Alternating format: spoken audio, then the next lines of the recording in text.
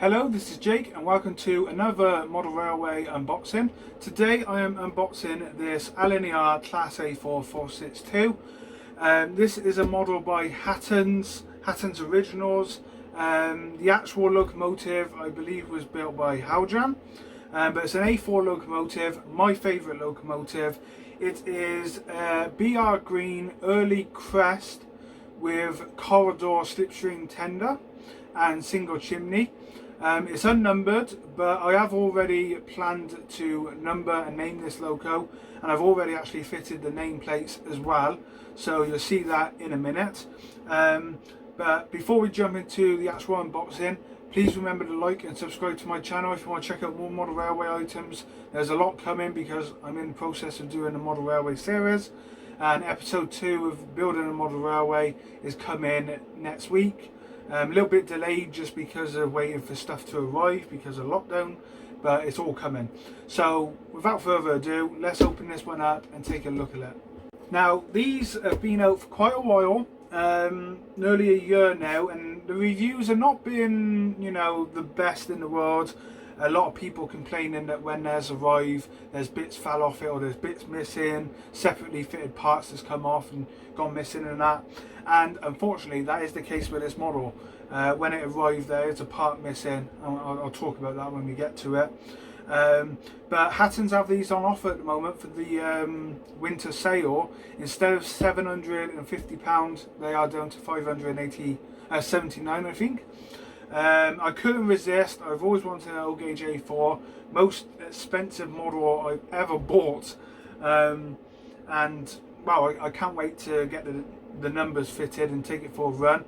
There will not be a running video, running session or this local running in this unboxing, just because I don't have an area big enough. I can't test how many coaches it can pull and everything like that, just because I don't have a layout that big.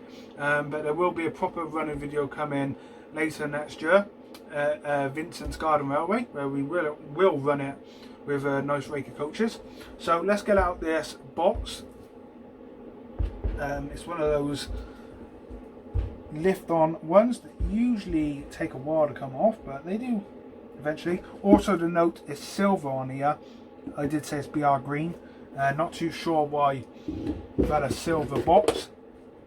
So straight away we have our manual, our details and everything in there. Warranty, instructions, how to, you know, lubricate the loco, fit details, take the shell off, all of that.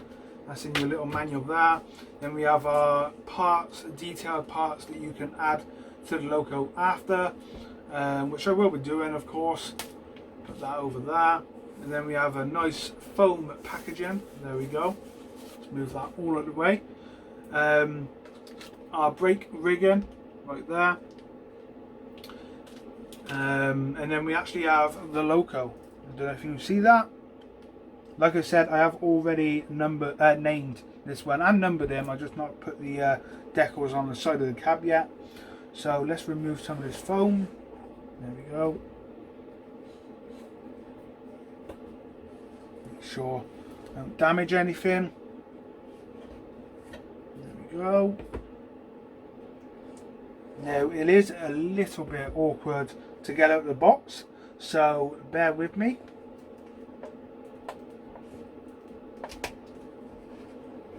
There we go.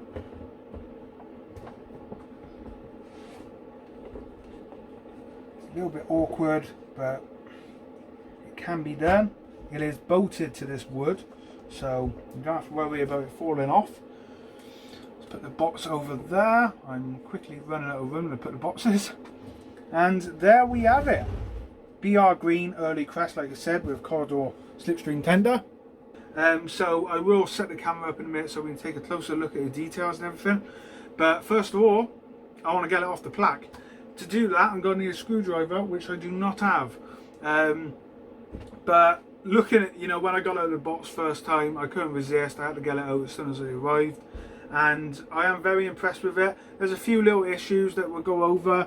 But my main plates in the Fox have stayed on, so this has got to be 60017 Silver Fox my favourite steam locomotive, always will be. Reason behind that is because one of the locos I wanted, I think it's about 2003, 2004. It was in a catalogue, and it was Hornby Silver Fox in the actual silver with 3 teak coaches, and I begged my parents for it for Christmas. Did get it, and I've always looked after the model. The model's up in my cabinet now. Very rarely ran it, but it's one of the models I've cherished and looked after, and I've always wanted the O-gauge version. The reason I went for BR Green is because it's my favourite livery with the early crest. I could have went silver, but I thought I'll go with this. You never know, I might end up with a silver one day, we'll see. But I like the green, so yeah, let's get off this plaque and take a closer look. Okay, I thought I'd just show you the bolts that hold this one on. 2 on the loco, 2 on the tender.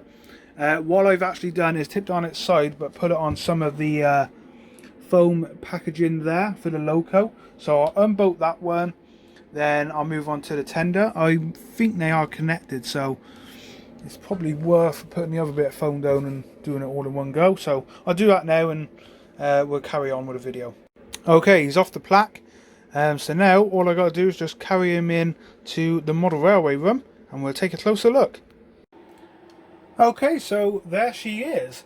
Looking very nice on the track, I have to admit it.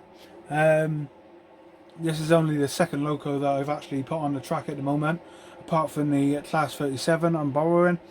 But no, it looks very good. Definitely way too big for the kind of layout I'm building, but you'll see that all in episode 2 anyway, in the progress and that. So as mentioned, this is a unnumbered version that Hattons are doing, and hence why there's no number on the cab here. I got to do that. I have put the numbers at the front, and obviously we got the name and the actual silver fox on the side. But what I'll do is zoom the camera in and we'll have a look at some of the details. Okay, so straight off, first thing I spotted straight away is I do like how all the rigging looks. Very nice, and it is metal, you know, it's got some weight to it.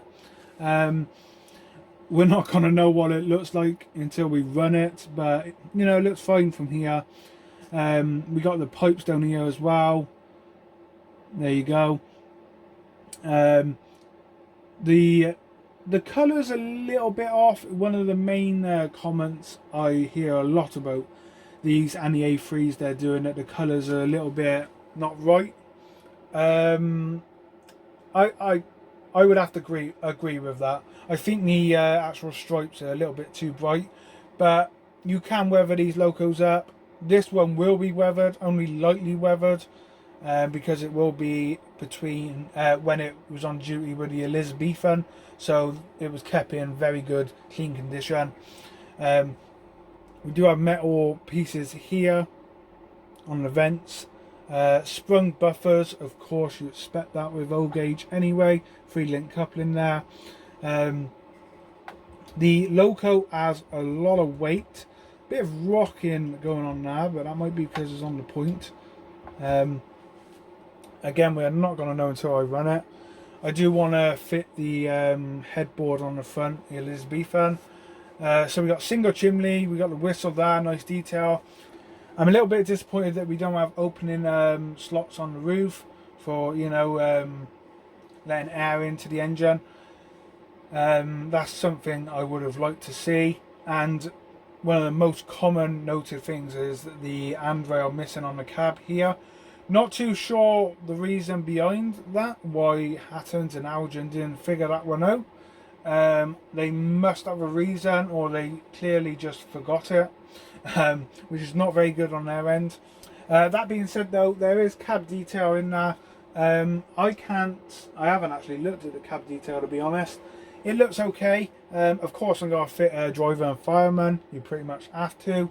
And as for the tender, you know, if we just move, as for the tender, if the camera focus, we got the emblem there, the early crest, the lining around.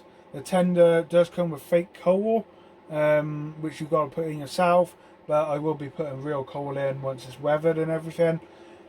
And when I say weathering, we are literally only going to have a light dusting on the bottom of the loco. The top half was kept very clean, especially when they were in the station. They was always looked after because they were on the top trains at the time, like the Elizabethan, Flying Scotsman and everything. So they were looked after and kept clean, not like some other A4s. But very nice detail. I'll move around now so we can have a closer look at the front end. I'm just going to give you a close-up of the loco. I'm doing this by hand, so please excuse the shaky camera.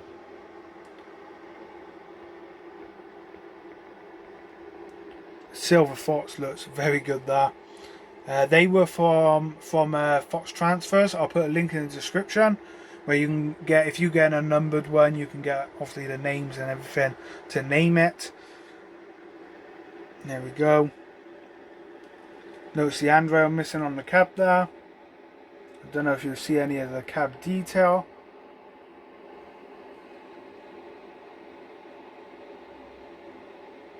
There we go.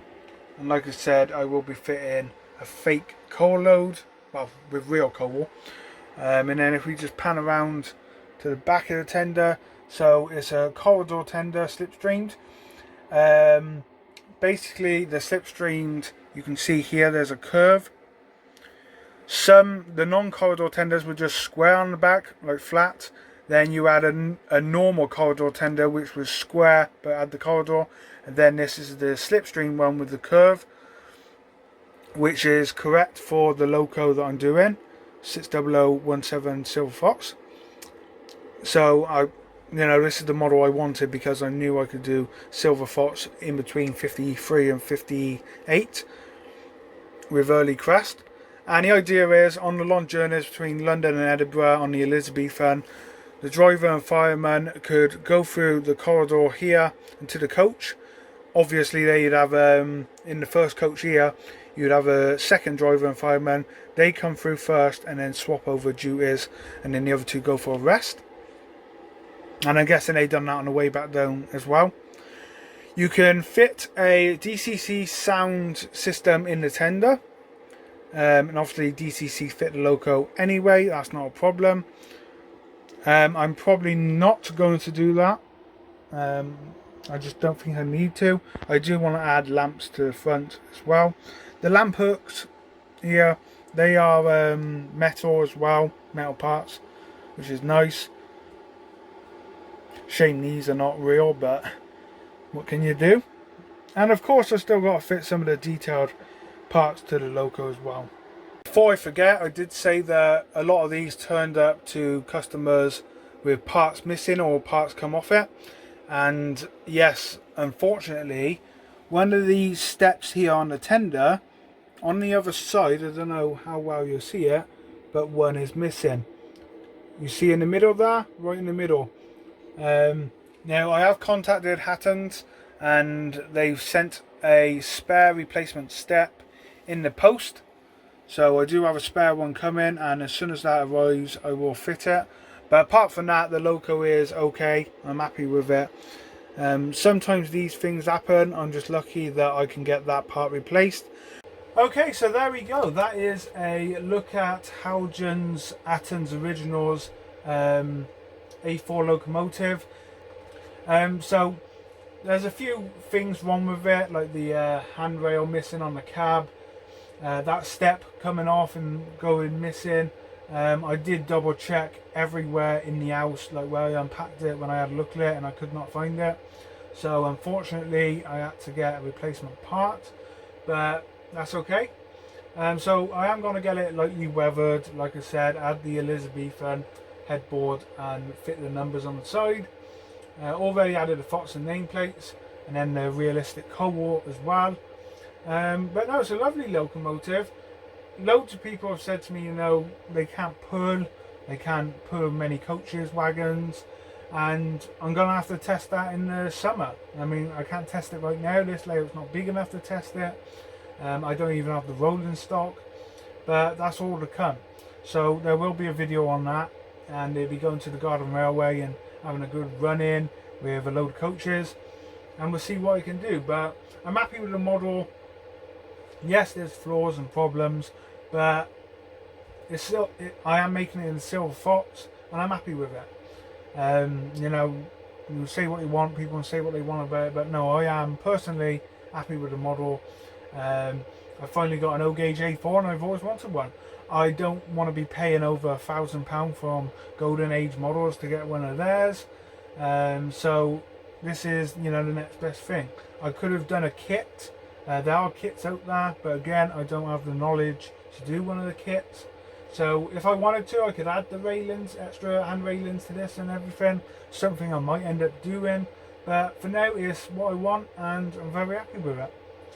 So thank you all for watching. I hope you enjoyed this video. Please remember to like and subscribe to the channel. If you want to see this one running, there will be a running session as soon as we get better weather next year and everything, and COVID out of the way, and we'll do a proper running with this locomotive. But as of now, thanks for watching. There's an update of the railway coming this week, so please like and subscribe to check that out, and I shall see you all very soon. Bye for now.